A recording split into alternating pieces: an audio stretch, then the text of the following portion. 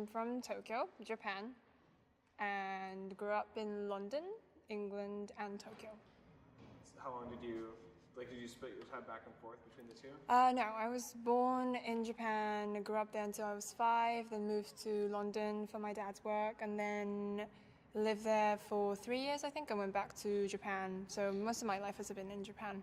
And how have those two cities influenced you musically? Musically, I'm not sure. I would say that a lot of my musical influence probably comes from Japanese traditional music, and I played my violin throughout the time I lived in London and before that, so I never thought about that. Thank you. I'll think about it. It's okay. Do you have early childhood memories of music in Tokyo? I was 3. It goes into why I started playing the violin, but my mum asked me what I wanted for my birthday when I was 3. I was turning 4, and I said a violin because I just had this image of an orchestra playing in my head since I was 3. So that's how I got the violin, started playing, and been playing ever since. So you were the one that asked for the violin, it wasn't your parents? No, not at all. They weren't really imposing anything on me. It was just pure interest on my part. And yeah, I didn't really like practicing. I just liked listening to the sound of it, I think, playing and listening to the sound of it.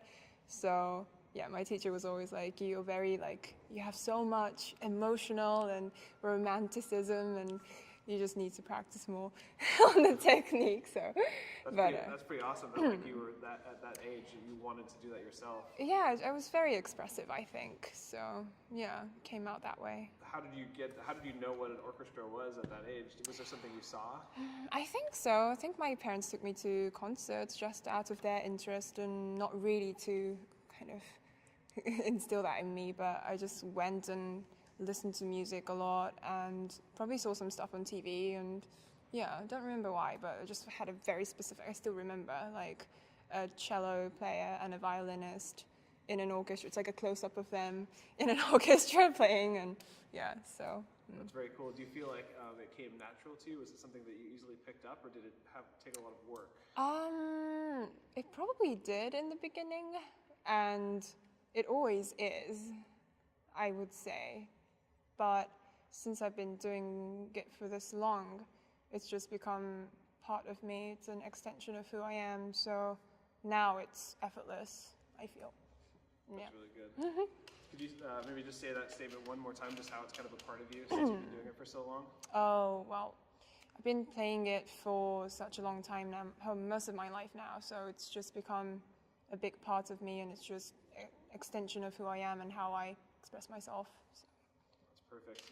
I think a lot of kids take music lessons when they're younger, especially more traditional instruments, but a lot of them don't continue playing. Why do you feel like it was something that stuck with you? For me? Because I wasn't forced to. There was nobody really forcing me to keep doing it, and... So can you start that saying by I think I continued playing because I wasn't forced to? I think I was able to just be passionate and continue playing for all these years because nobody ever really forced it on me, and it was always my choice, and I had the urge to play, and it was available to me, so I was able to just keep on playing and keep on loving it. That's perfect. Yeah. Was there any specific musicians or bands that influenced you from a young age? Definitely. So I started violin playing classical. Excuse me. It's okay. And then gradually I got into other kind of music, and when I was 14 I started taking jazz vocal lessons. I started singing, and then I got into jazz, and the album that really had an impact on me was Waltz for Debbie by Bill Evans, and also around the same time I started listening to the Beatles, so those two had a Beatles Rubber Soul. It's my favorite album still to this day. I listened to those 2 CDs since I was 14. Well, around when I was 14, 15, that was on my, we used to have those CD players. It was on it all the time, I feel.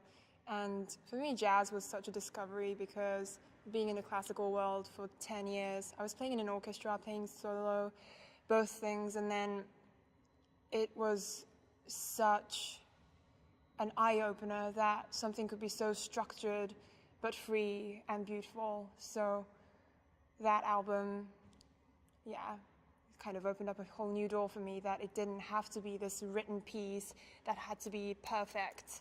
Like, I guess listening to jazz made me realize that beauty is in the imperfections, sort of. So, yeah.